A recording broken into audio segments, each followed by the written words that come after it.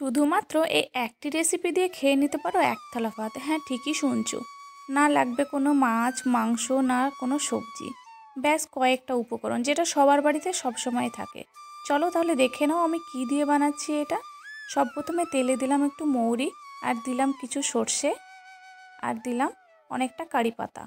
এবার কারি পাতা না থাকলে তোমরা স্কিপ করতে পারো। এবার আমি দিলাম একটু লঙ্কা কুচি।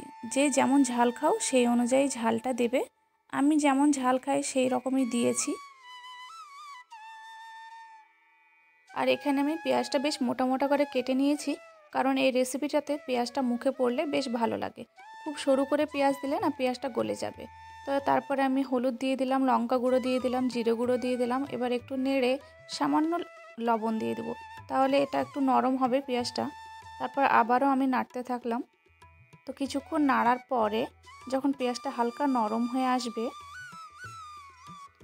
সেই সময় আমি এখানে বেশ খানিকটা দই ফেটে নিয়েছিলাম আমি, টক দই, সেটা আমি দিয়ে দিলাম।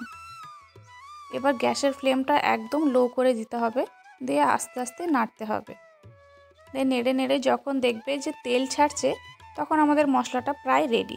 তারপরে এক গাদা একদম ধনেপাতা দেবে।